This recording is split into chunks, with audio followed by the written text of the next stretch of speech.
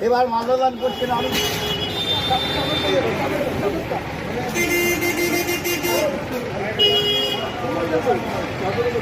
দাদা এইদিকে ঘোরো একটু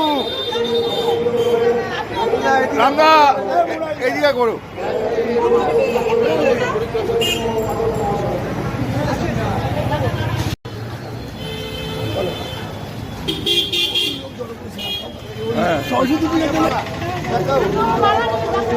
দিদি একটু সাইড দাও দিদি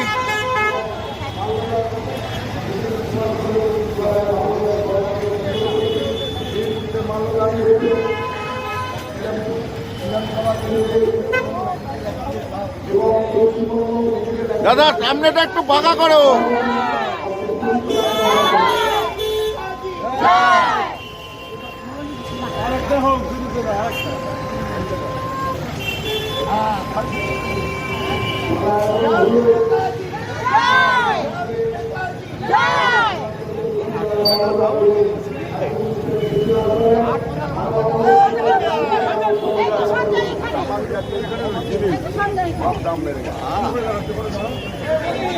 দাদা একটু সামনেটা ছাড়ো দাদা সামনে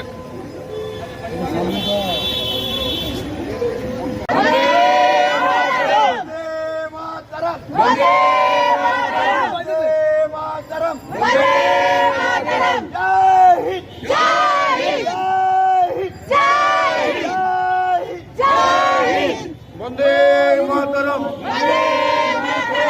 নেতাজি অমর রহে বন্দে মাতরম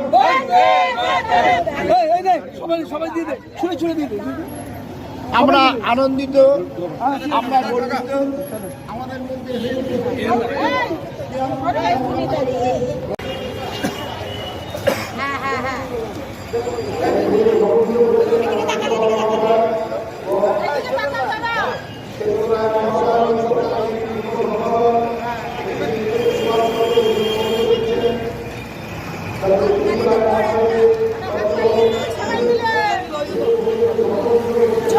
এদিকে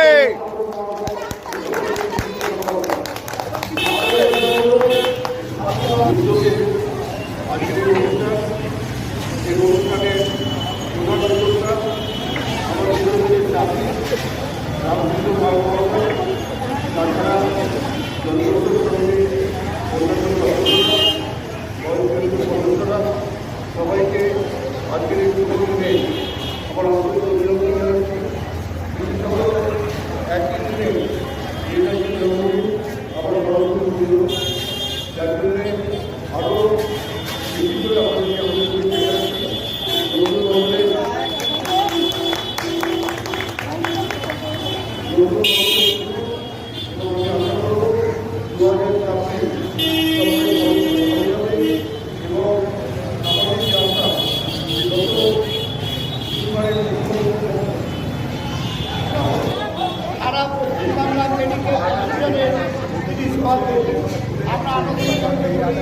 আমরা অনেক হাসপাতালে ভর্তি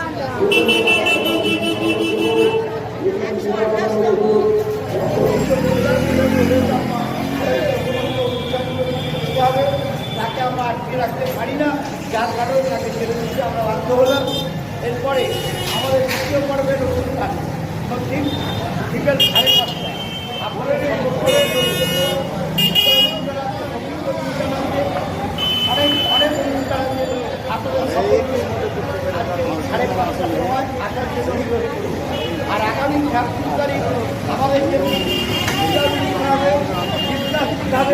ঠিক রাত্রি 8টায় প্রখ্যাত যাত্রা শিল্পী ভৈরব অপেরা কর্তৃক পরিচালিত হাঁটি হাঁটি বাম্মা আগামী 26 তারিখে এই মঞ্চে উপস্থাপনা করবেন। আপনাদের সকলকে সেই অভিযানে আসা আপনাদের সকলকে সকালবেলায় আপনারা সকলে উপস্থিত হইবেন। আজকে জানি আজকে 23 জানুয়ারি আমার সঙ্গে সঙ্গে প্রত্যেক বাড়িতে সমস্ত কাজ দেবে।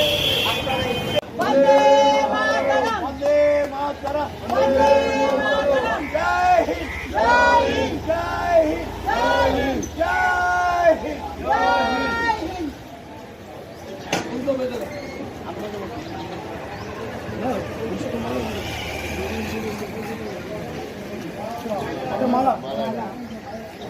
जाओ तू नेताजी जय, जाओ तू नेताजी जय, जाओ तू नेताजी जय।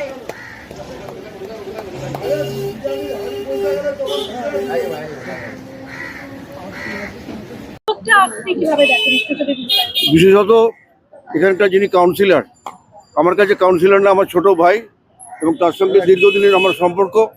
যখন তৃণমূল দুর্দিনে ছিল সেই সময় থেকে রামকৃষ্ণ পাল আর আমি একসঙ্গেই কাজ করেছি, যার জন্যে ও যখনই আহ্বান করে আমি আসি। তবে আজকের শুভ দিন, একই দিনে সরস্বতী পুজো আর সেই সঙ্গে নেতাজির জন্মদিন।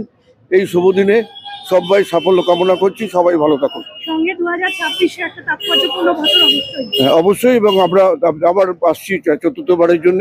250-এরও বেশি সিট আমরা পাবো। জয় বাংলা, জয় বাংলা।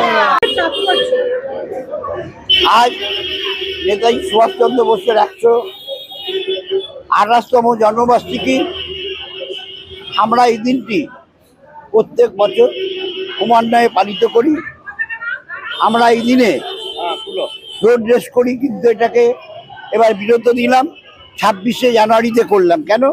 এই দিনে সরস্বতী পুজো প্রত্যেকের ঘরে, যারা বাচ্চারা দৌড়াবে তাদের বাড়িতে, স্কুলে পুজো হয়, কলেজে পুজো হয়, যার জন্য এটাকে 26 তারিখ আমরা নিয়ে গেছি। অঙ্কন প্রতিযোগিতা করতাম আজকের দিনে, সেটাকেও আমরা 26 তারিখে করেছি সরস্বতী পুজোর জন্য।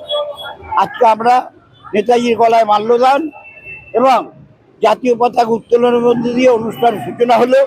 ডাক্তার সুচিত্রা আমাদের প্রিয় বিধায়ক, তিনি এটা উদ্বোধন করলেন। আমি আপনাদের সকলের পক্ষ থেকে তাকে ধন্যবাদ জানাই। দেখুন, নেতাজি সুভাষচন্দ্র বোস একজন স্বাধীনতার সঙ্গে বীর বিপ্লবী। তিনি আছেন কিনা নাই আমরা জানি না, থাকলে পরে যে দাগা 1947 আগে, ভারত স্বাধীন হওয়ার আগে হয়েছে, আমাদের নেত্রী মমতা বন্দ্যোপাধ্যায়, আমরা তার সহকর্মীরা পশ্চিমবাংলায় যে যাকেই ভোট দিক না কেন, পশ্চিমবাংলা হিন্দু মুসলমানের রাজনীতি আমরা করতে দেবো না। তার জন্য নিজেদের কর্মী হিসাবে যদি বুকে রক্ত দিয়ে পশ্চিমবাংলা স্থায়িত্ব, পশ্চিমবাংলার মানুষের সাম্প্রদায়িক সম্প্রীতি বজায় রাখে, তার চেষ্টা আমরা করব। এখানে সেকুলার রাষ্ট্র, এখানে হিন্দু মুসলমান শিখ ইসাই খ্রিস্টান সবাই মিলিত প্রচেষ্টায় থাকবে। এখানে হিন্দু মুসলমানের কি আছে? যারা হিন্দু মুসলমানের রাজনীতি করতে চায়, আগামী 2026 সালে হয়তো সম্ভব এপ্রিল বা মে মাসে ভোট হবে, পশ্চিমবাংলার মানুষ এদের সমূলে উৎপাদিত করে দেবে, এটা দায়িত্ব সহকারে বলতে পারি। আজকে নেতাজি সুভাষচন্দ্রের জন্মদিনে তাকে শ্রদ্ধা নিবেদন করে আপনাদের সকলকে ভালোবাসা জানিয়ে আমি আমার বক্তব্য শেষ করলাম। নমস্কার।